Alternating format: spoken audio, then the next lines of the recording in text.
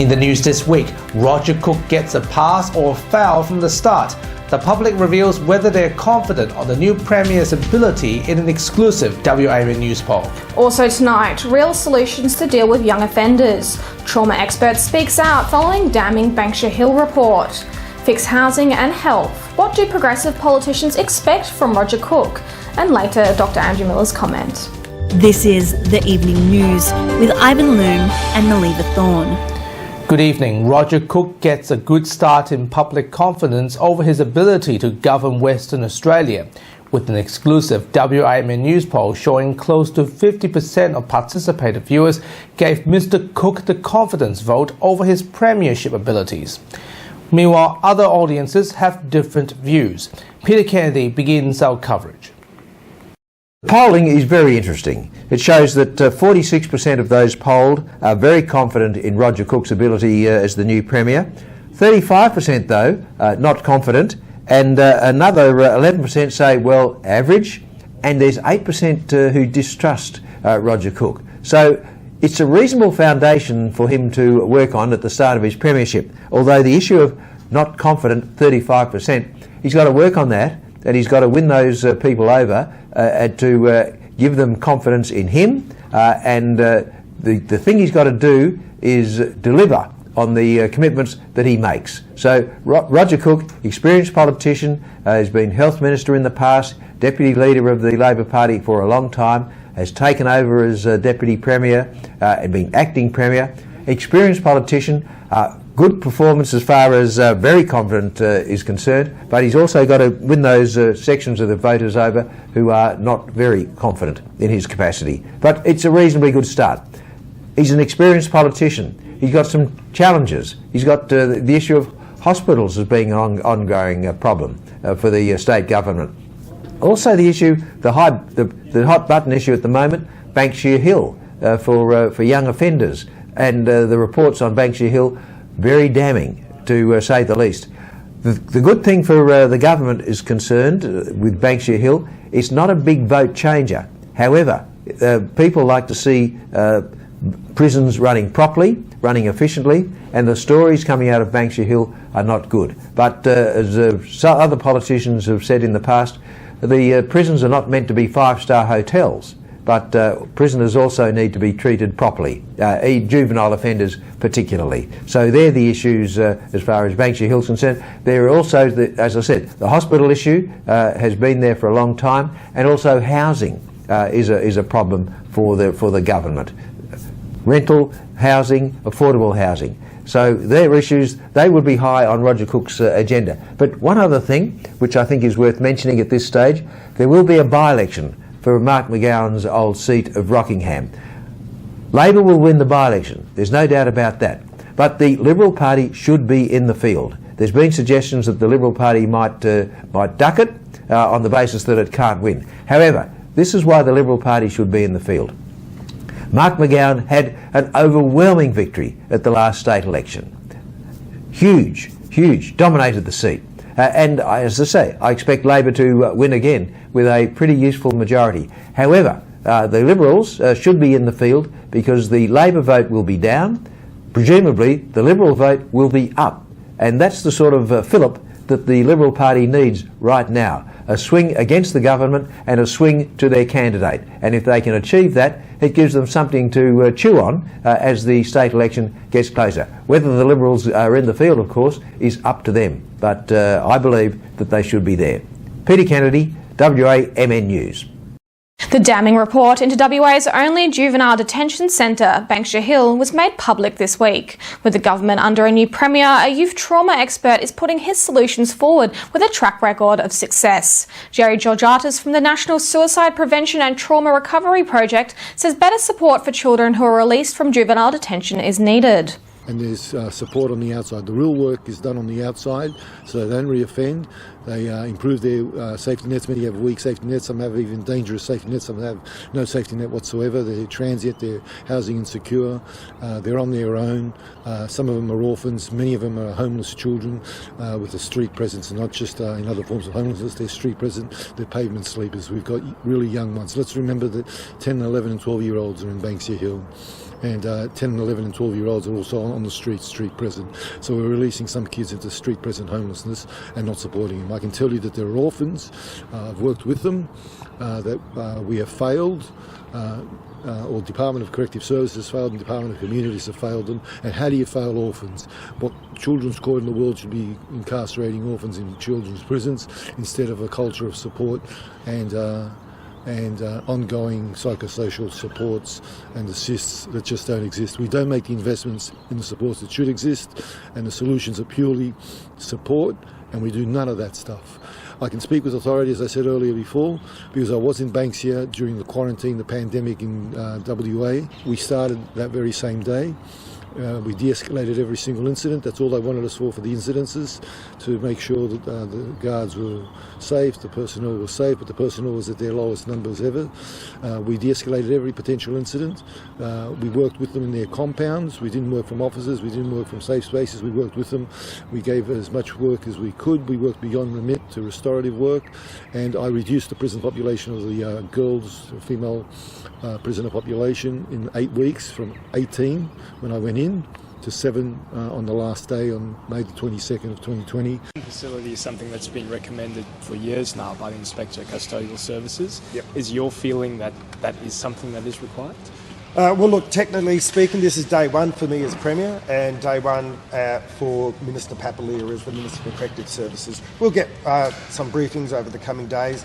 I've had the opportunity to reach out to some of the stakeholders in the community and have taken an initial briefing on the issues there, and we'll have further to say on these issues in the coming days and weeks. Were you troubled by what you read in that report?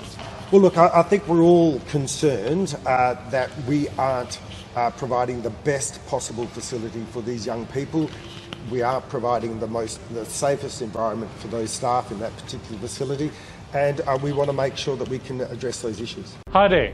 Are you looking for a new home or want to refinance your car mortgage to get a better rate? At AA Finance Solutions, we have the expertise and knowledge to help you to find the right loan for your needs and budgets. Contact us today. Let us help you to make your home ownership dream a reality. AA Finance Solutions, your local mortgage broker. And here are the other top stories making news in Perth and WA this weekend.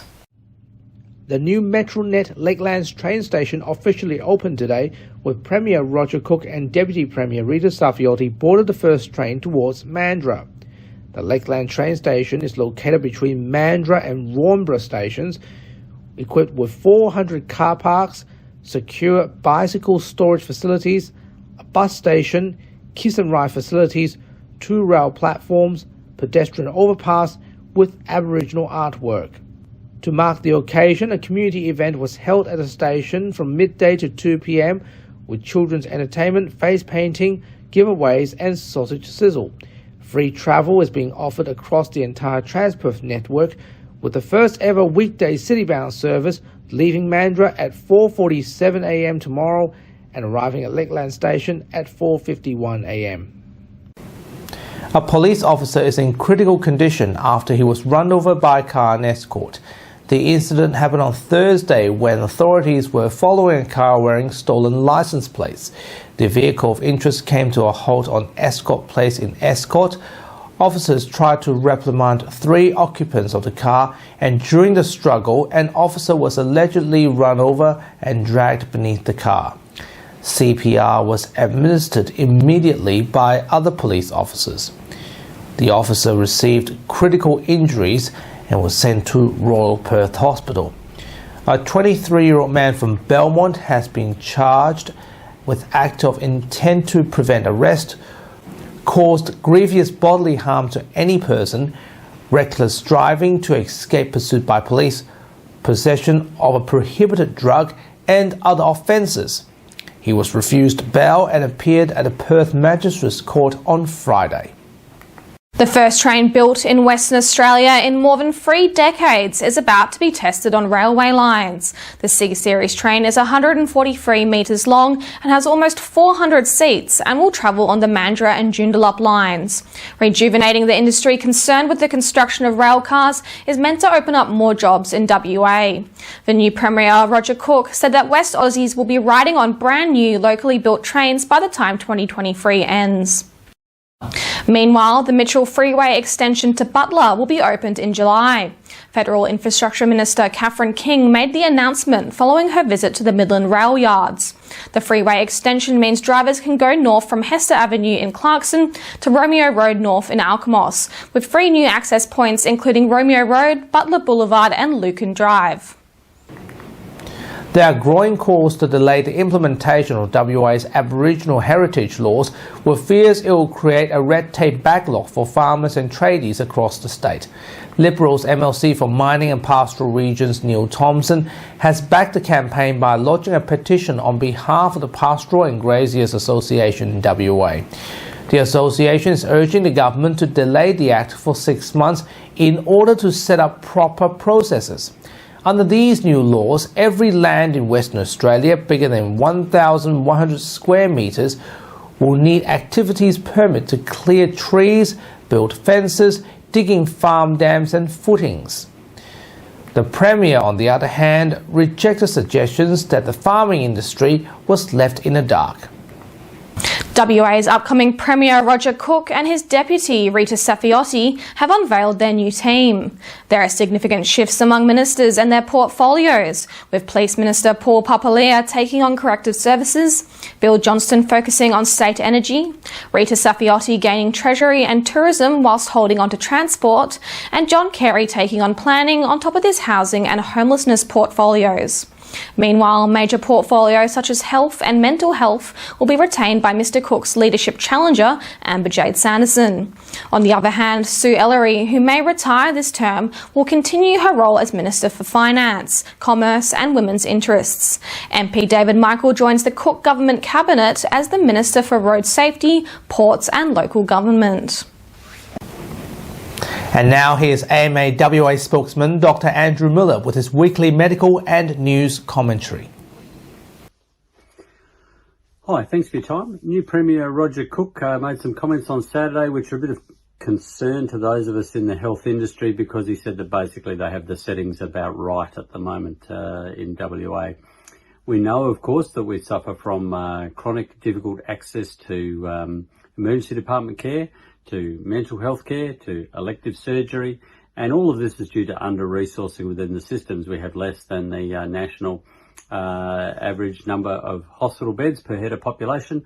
We have a growing population, and we're already behind in where we need to be in providing those services. And in fact, that was the case before the pandemic even hit.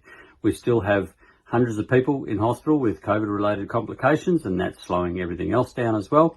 And we have a bad flu season upon us too, although a bad flu season is never as bad as just the underground current of COVID that's still running through the community, even though we're trying to ignore that at the moment. So Roger Cook can make the choice to continue to ignore these kind of things, or he can move forward and grasp the bull by the horns, make a mark as Premier, as the person who diverted some of our massive surpluses in this state into actually fixing the problems that are in health rather than trying to paper over them. Thanks very much for your time. That's Dr. Andrew Miller's comment. We'll recap this week's top stories again in just a moment. But right now, here's Madeline Lombardi with a special edition of Western Perspective, where she speaks with progressive politicians regarding what they expect from Roger Cook. Thanks, Ivan and Melly. Welcome to Western Perspective. I'm Madeline Lombardi. As the Cook administration begins to govern Western Australia, the progressive side of politics sees the pressing need for change on rampant youth crime, housing and the cost of living crisis. WA's Greens leader Brad Petit claims it's time for the new Premier, Roger Cook, to resolve systematic challenges with a new transformative approach. In this week's feature interview, the progressive politician discusses whether Mr Cook can deliver. What are your thoughts on Premier Roger Cook taking over Mark McGowan's governance? How do you think he will act as the new Premier? I think Roger coming into the role as Premier is an opportunity for a reset. I think it'd be fair to say that there are a few really key issues that the government's taken a very defensive posture on, even though clearly things aren't working. And probably the most high profile and symbolic of those is Banksia Hill and what we're seeing around youth justice. I mean, clearly an approach that's not working, and this idea that you just keep doubling down on that again and again, and taking a more and more punitive approach, and actually just getting worse and worse results is what we've seen, I think, over the last few years.